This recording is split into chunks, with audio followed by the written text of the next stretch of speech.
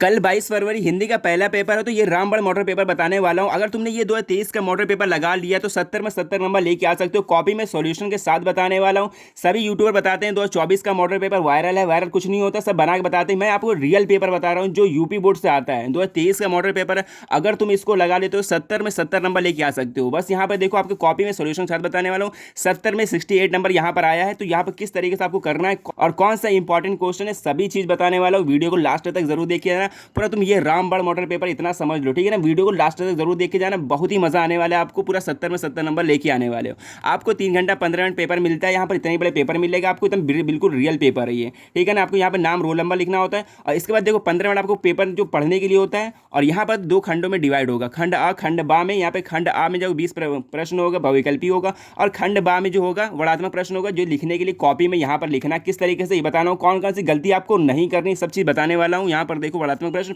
50 number का है। तो चलो फिर वीडियो को स्टार्ट करते हैं। किस तरीके से आपको करना है ओमार शीट में, किस तरीके से यहाँ पर 20 एमसीक्यू करना है, ये सब चीज़ बताने वाला हूँ। पहला क्वेश्चन देख लो कौन सा है। तो फिर यहाँ से स्टार्ट होता है खंड आ, ठीक है। यहाँ से खंड आ स्टार्ट होता है। आपको यहाँ 20 नंबर का एमसीक्यू क्वेश्चन पूछे जाते हैं।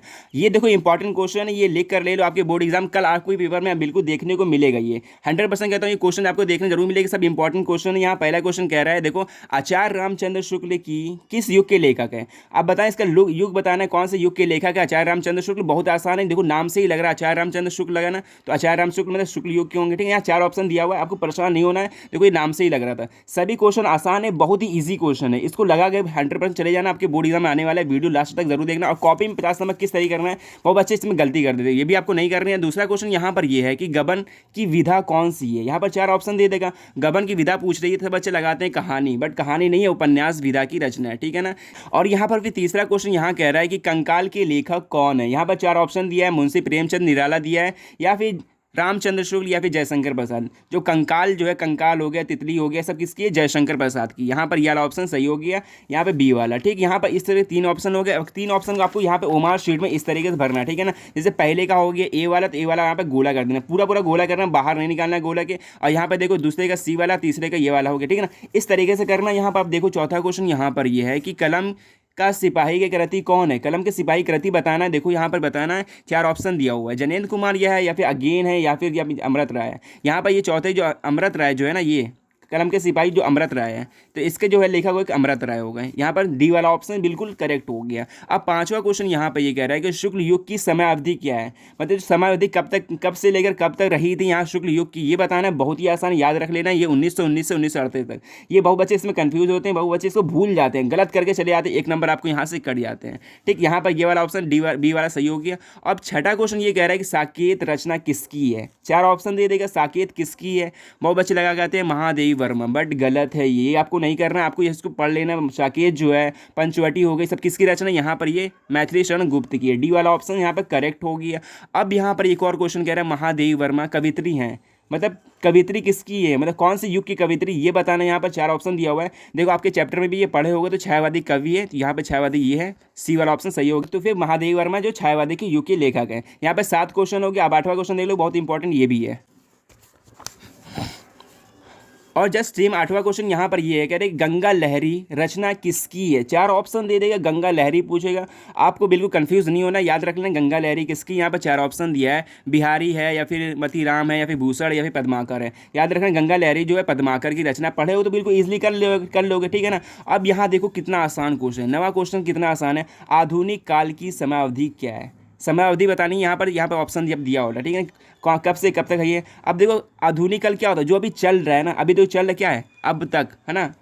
1843 से लेकर अब तक ये जो होता है आधुनिक काल, जो भी चल रहा है, ठीक। यहाँ पर 10वां क्वेश्चन यहाँ पे ये कह रहा है महादेवी वर्मा की रचना नहीं है। देखो रचना नहीं है, ये बताना है। तुम्हें पता है, देखो निहार भी रचना है, और सांध्य गीत भी है, ठीक है, और दीप शिखा भी है, पर युगांत नहीं है। तो ये वाला ऑप्शन बिल्कुल सही हो, करेक्ट होगी। ये सब गलत हो जाएगा। युगांत जो है महादेवी वर्मा रचना नहीं है। ये सब निहार है, दीप शिखा, सांध्य गीत सब है, पर ये युगांत नहीं है। अब 11वां क्वेश्चन यहाँ से स्टार्ट होता है, व्याकरण का 10 नंबर का आता है, ठीक है ना। ये तो गद्यांश पद्यांश का 10 नंबर, और 10 नंबर जो आता है एमसीक्यू, यहाँ पर ये आता है व्याकरण का। कह रहा है कि हास्य रस का स्थायी भाव क्या है। बहुत ही आसान है, नाम से ही लग रहा है, हास्य मतलब हंस, ठीक है ना। हास्य का हास्य रस हो गया।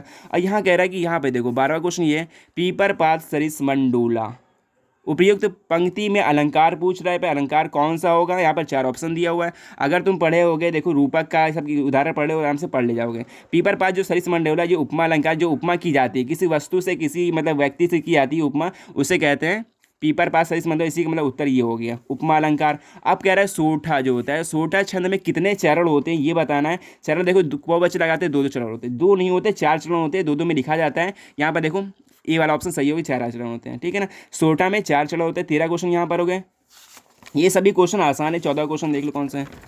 अब देखिए 14वां क्वेश्चन ये है कि उपदेश शब्द में प्रयुक्त उपसर्ग कौन सा है। उपदेश में उपसर्ग बताना है। उपसर्ग जो होता है जो पहले ही लगता है, वर्ड के जो पहले लग गया, यहाँ पे क्या लगा, उप लगा है ना, तो उप कहाँ है पर देखो यहाँ पर उप, ये वाला सी वाला ऑप्शन सही हो गया। बहुत आसान होता है, पूरा 20 नंबर करके ले जाओगे यहीं से, ठीक। अब 50 नंबर भी करना आपका आसान बढ़ जाएगा। यहाँ पर देखो 15 क्वेश्चन है कि प्रत्यय के भेद कितने होते हैं। प्रत्यय क्या होता है, जो पीछे जोड़ता है, उसका भेद बताना है। यहाँ पर 2 भेद होते हैं, याद रखना, ठीक है, 2 भेद होते हैं।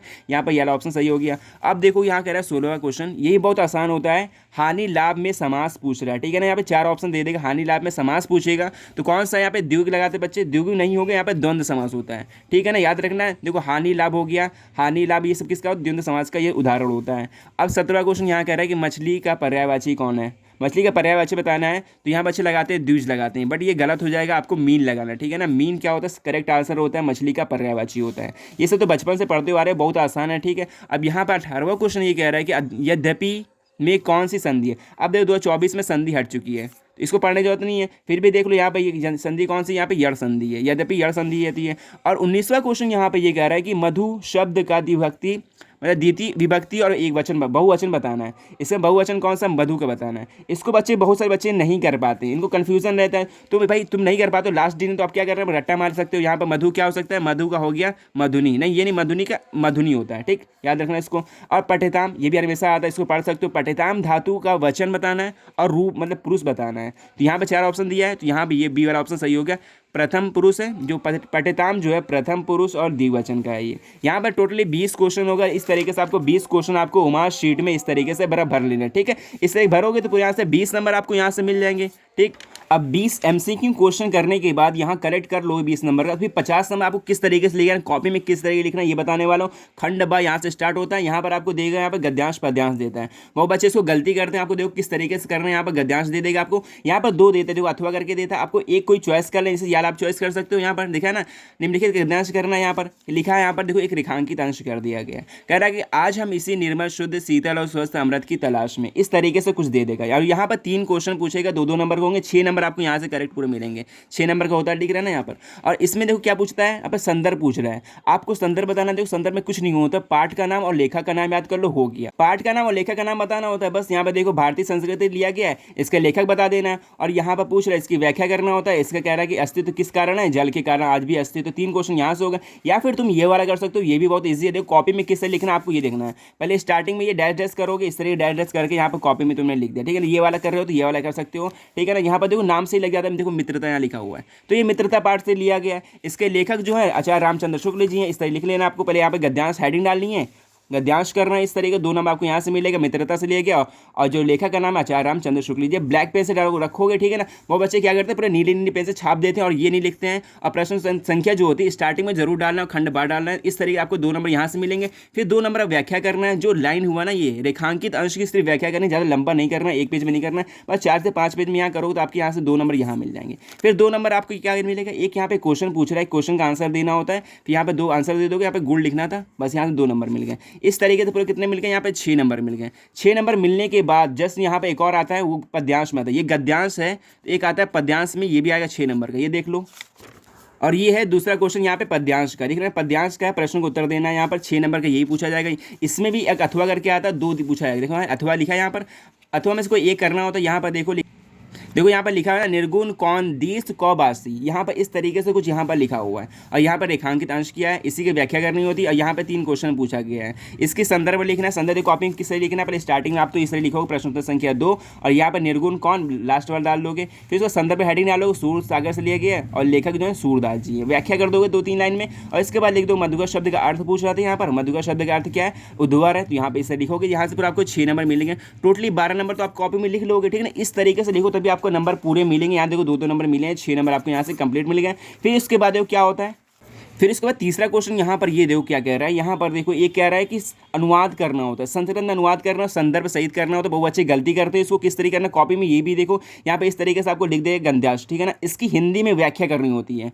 इसकी हिंदी में व्याख्या कुछ इस तरीके से की जाती है। यहाँ पर डालोगे प्रश्न होता है संख्या, ये डालोगे, फिर स्टार्टिंग में डालोगे जो आप कर रहे हो जो सा, ठीक है ना, स्टार्टिंग में डालोगे। फिर इसको यहाँ डालोगे संदर्भ, यहाँ देखो श्लोक नहीं डालना था आपको, संदर्भ डालना था, संदर्भ डालोगे, ठीक है। संदर्भ डालने के बाद यहाँ पर जो चैप्टर का नाम हो वो लिख देना। जैसे वाराणसी लिया गया, वाराणसी यहाँ पर डाल दिया गया, ये वाराणसी हो गया, ठीक है। फिर इसके बाद क्या करना है आपको, इसकी व्याख्या करनी होती है। जैसे होता है ऐसा, मतलब यह होता है ये नगरी भारतीय संस्कृति से मतलब प्रसिद्ध, इस तरीके से यहाँ पर करोगे हिंदी में। वो बच्चे क्या करते हैं, इसको सेम छाप देते हैं, नंबर कट जाते हैं। आपको पूरे यहाँ से मिलेंगे 5 नंबर मिलेंगे। देखो यहाँ 5 नंबर दिया हुआ, 5 नंबर एक और आएगा, श्लोक का करना होता है। और इसी तरीके से यहाँ पे एक श्लोक दिया हुआ है, श्लोक का चौथे नंबर दिया है, ये भी 5 नंबर का आएगा। इसको किस तरह करना है ये भी देख लो कॉपी में। और फिर चौथे क्वेश्चन को कॉपी में इस तरह हेडिंग डाल के यहाँ पर ये कर लोगे। यहाँ पर 5 नंबर आपको यहाँ से मिल जाएंगे। ये श्लोक का था, वीरा वीरन नामक पूज्यते से लिया गया। इस वाला जो दिखा है ना, यहाँ पर पहला वाला किया गया उत्तर यत्र समुद्र वाला, ठीक है ना, मतलब उत्तर से दक्षिण तक। इस तरीके से आप खुद ही लिख सकते हो, बना के भी लिखोगे तो नंबर मिल जाएंगे, ठीक है। इसको छोड़ना बिल्कुल भी नहीं है आपको। यहाँ से पूरा तुम 70 नंबर लेके आने वाले, मौज काटने वाले। अनुवाद इस तरीके ब्लैक पेन से डाल के यहाँ पर अनुवाद कर देना। जो समुद्र के उत्तर में और हिमालय के दक्षिण में स्थित है वह भारत नाम देश है, जहाँ की संतान भारतीय है। इस तरीके से बस इसका अनुवाद करना होता है, कुछ नहीं होता है। और इसके बाद आता है देखो एक खंड काव्य आता है। बहुत अच्छे से गलती करते हैं, खंड काव्य लिखने में उनको नंबर नहीं मिल पाते हैं। इस तरीके से आएगा, जैसे मुक्ति दूत आ गया या फिर ज्योति जवाहर आ गया, आपको जो स्टेट में चलता है वो लिख देना। यहाँ पर आपको लिखना है किस तरीके कॉपी में, यहाँ पर देखो इसको कॉपी में कुछ इस तरीके से लिखना है। यहाँ पर डालोगे प्रश्नोत्तर संख्या 5, यहाँ प्रश्नोत्तर संख्या दिया ना 5 दिया हुआ है। 3 नंबर का होता है, ज़्यादा नहीं, कम से कम 2 पेज लिखना है। यहाँ पर हेडिंग में हेडिंग लिखना है, या चरित्र चित्रण लिख रहे हो तो हेडिंग में हेडिंग इस तरीके से ब्लैक और नीले पेन के यूज़ करोगे तो 5 नंबर 3 नंबर आपको यहाँ से मिल जाएंगे। 3 नंबर मिलने के बाद इसके बाद क्या, इस तरीके से जो आपके स्टेट में चलता है वो दे सकते हो। यहाँ पे देखो कड़ आ गया या फिर मातृभूमि जो भी हो वो दे सकते हो। फिर एक छठे नंबर पर सबसे इंपॉर्टेंट है वो जीवन परिचय। जीवन परिचय किस तरह लिखना है, बहुत ही इंपॉर्टेंट होता है। देखो आपको एक जीवन परिचय लिखना है। यहाँ पर 3 दिया, 3 में से कोई एक लिखना होता है। फिर यहाँ पर एक 3 दिया हुआ है, 3 में से कोई एक लिखना होता है। इसकी रचनाएं लिखनी होती है। 5 नंबर यहाँ से, 5 नंबर यहाँ से, टोटली 10 नंबर मिलना है। इसमें नंबर नहीं घटाना। देखो किस तरीके लिखना है आपको, इसमें आपको नंबर नहीं घटाना, तो आपको इस तरीके से लिखना है कुछ। यहाँ पे देखो डाला गया प्रश्नोत्तर संख्या 6 का लिया गया और खा वाला लिखा गया। यहाँ पे खा का तुलसीदास किया गया है, तो यहाँ पे देखो जीवन परिचय डाल के यहाँ पर साइड में लिखना पड़ेगा किसका लिख रहे हो। अगर तुम इस तरीके लिखोगे तो पूरे नंबर एग्जामिनर ऐसे दे देगा, ठीक है ना। यहाँ पे 5 नंबर पूरे आपको यहाँ मिल जाएंगे, क्योंकि तुमने स्टार्टिंग यही दे दिया। और अंदर तुम बना कर कुछ भी लिख दो ना, फिर भी कुछ फर्क नहीं पड़ता भाई, स्टार्टिंग में ये सही होना चाहिए। आपको यहाँ से 5 नंबर मिल जाएंगे। इस तरीके जीवन परिचय लिखना है। फिर उसके बाद एक श्लोक लिखना है आपको। श्लोक 2 लाइन का एक श्लोक होता है। 2 नंबर आपको यहाँ से मिलेंगे और 2 नंबर आपको यहाँ से मिलेंगे, ठीक है। 2 नंबर एक मतलब 2 क्वेश्चन का आंसर देना पड़ता है। यहाँ पर संस्कृत में आंसर देना पड़ता है। यहाँ पर 2 क्वेश्चन आपको पूछा जाएगा। यहाँ पर 2 क्वेश्चन आंसर दे दोगे तो यहाँ से तुम्हें 2 नंबर यहाँ से मिल जाएंगे। फिर इसके बाद आता है निबंध लिखने को।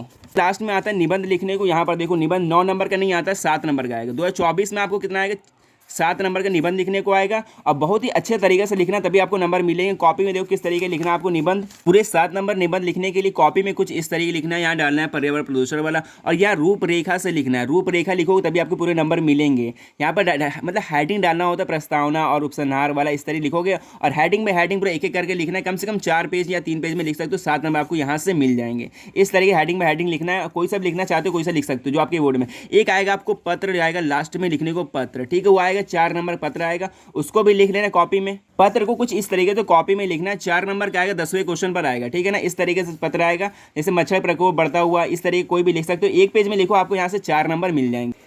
इस तरीके से कॉपी लिखोगे अच्छे से तो 70 में 70 नंबर आपको पूरे मिल सकते हैं। बस कॉपी लिखने का तरीका बेस्ट होना चाहिए, आराम से 70 में 70 नंबर भी ला सकते हो। तो बेस्ट ऑफ लक, कल बढ़िया एग्जाम देकर ये 22 फरवरी है। और जो भी चैनल पर नया हो चैनल को सब्सक्राइब कर लेना। मिलते हैं नेक्स्ट वीडियो में। मैथ की तैयारी के लिए चैनल को सब्सक्राइब जरूर कर लेना।